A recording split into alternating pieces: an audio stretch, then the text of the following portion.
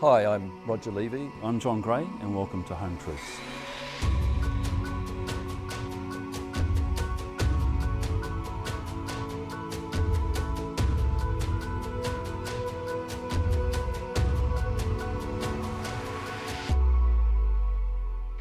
I think when it comes around to engaging professionals, when it is known that there's an insurance product in the marketplace, it's pretty remiss of an individual not to ensure that they use someone who's insured. Well, Roger, I've had a great opportunity to speak with Professor Kim Lovegrove. So the second part of the interview was in relation to the insurance regime that's been embodied in most states in Australia, not all. And so he's got broad experience of this as a litigator. He's a barrister in Victoria. So he's been through all that litigation and all the tussles that occur, and he has a in-depth understanding of the insurance regimes, but also the failings. Yeah, well, it's obviously really important in terms of where we're going in New Zealand and the changes that are being discussed.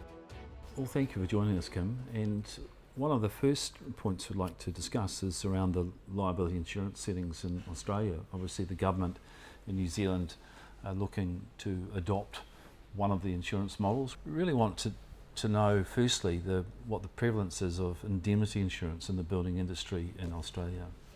In Victoria, since the early 90s, professional indemnity cover has been compulsory for what I call key actors, engineers, architects, building surveyors, quantity surveyors, building inspectors, and residential warranty cover, which is not a PI product, but a different type of insurance product, is mandatory for residential builders. Now, in New South Wales, which promulgated similar reforms in the late 90s, that is proportionate liability, New South Wales did not make PI compulsory save for private building surveyors and a mandatory residential warranty product for residential builders. And even today in the state of Tasmania, there's no compulsory warranty cover for residential builders. What role do the building surveyors play in construction? Building surveyors in Australia issue building permits, they carry out mandatory inspections, and they ultimately issue the occupancy permit.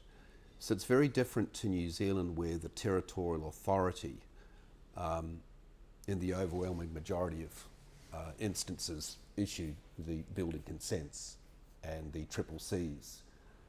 You really need to look at a private certifier as having the equivalent powers of a territorial authority. And in the early 90s, a decision was made to generate a privatised option to building permit delivery, and that's when private certification was established.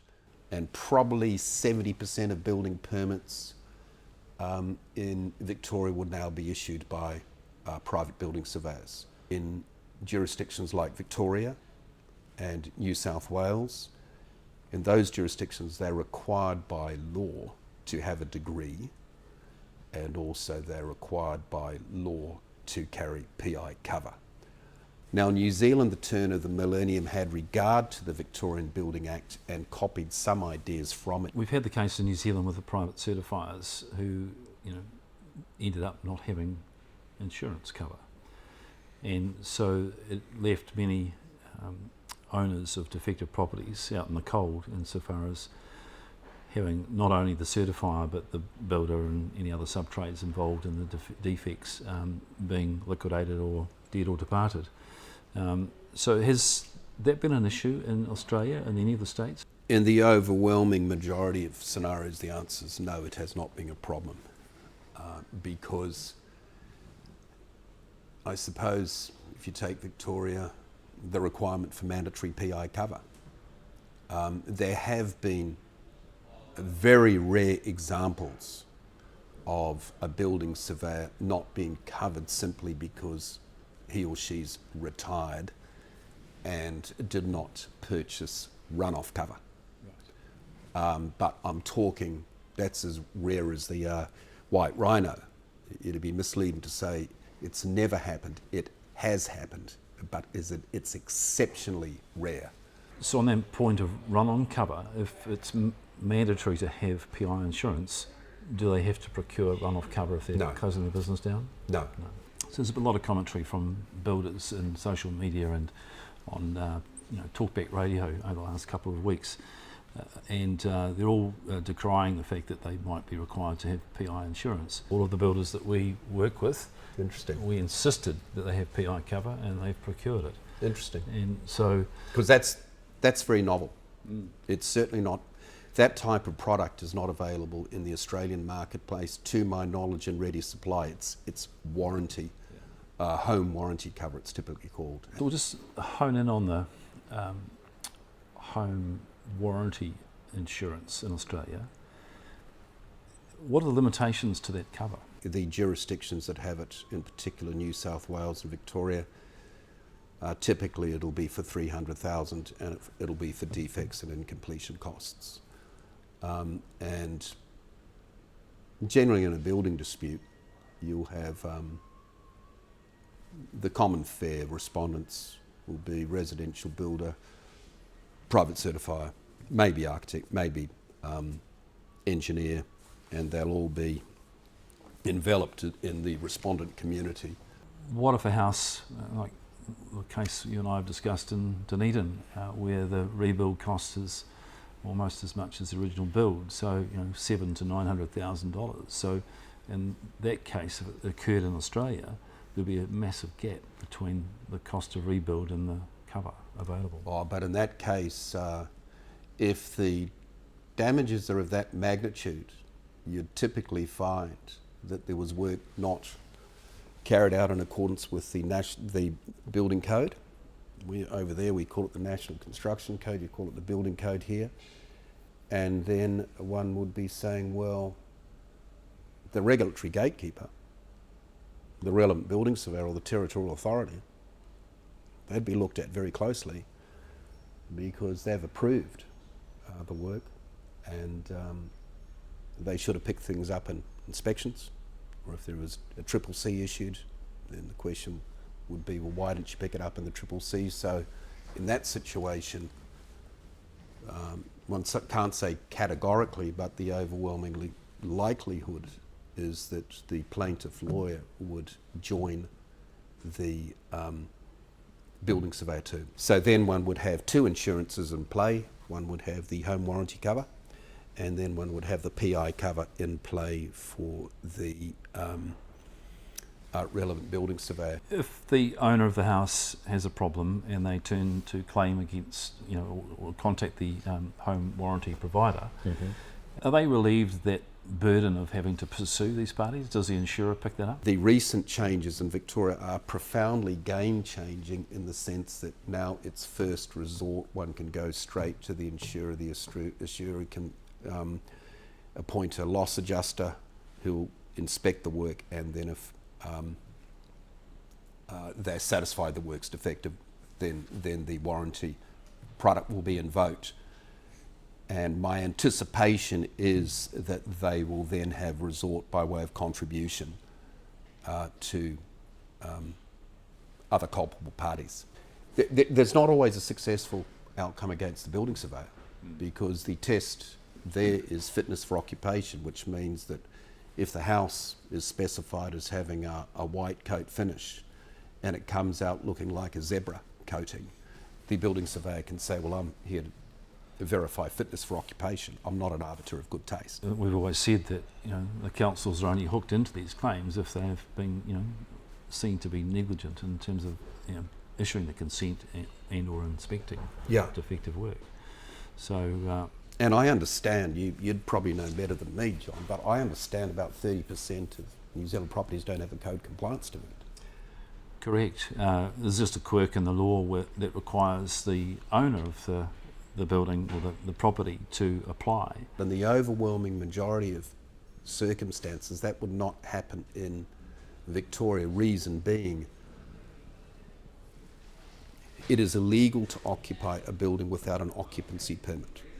So if an owner takes possession of a building without an occupancy permit, that owner is committing a statutory offence and can be prosecuted.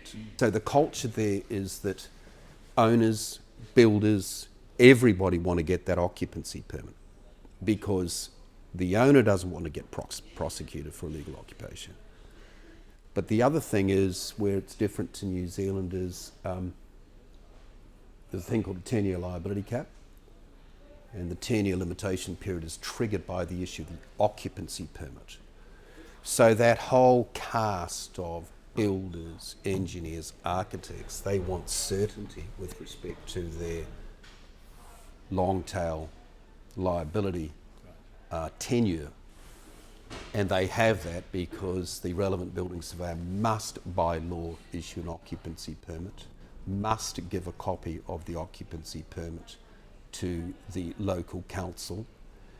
Whereas here, the 10 years is triggered basically by the last act or omission of the last actor that was involved in the building site, the building work, which means 10 years hence, you're having to use circumstantial evidence to try and ascertain, if you can, who the last actor was, what the last act is. And that's generated a lot of tail end litigation, a lot. And it's continuing. We also had regard to the fact that by about year 10, there's virtually no incidents of defective workmanship that's become problematic 8 or 9 years down the track, because most claims tend to materialise by about year 3. I think most of our claims are in the 8 to 10 year bracket. But then you're starting to run into really challenging period. Is it owner neglect? Is it wear and tear? So if we've got a leaking shower, second story, is it because there hasn't been regular maintenance on part of the property owner, or can it be sourced back to original defective workmanship? The longer it proceeds down the tail, the more the liability lines become blurred. So with the current government's move to, or intention to move to proportional liability in New Zealand, do you think it's necessary to have that paired up with mandatory PI cover and the insurance-backed warranty for residential builds? It's definitely the preferable position.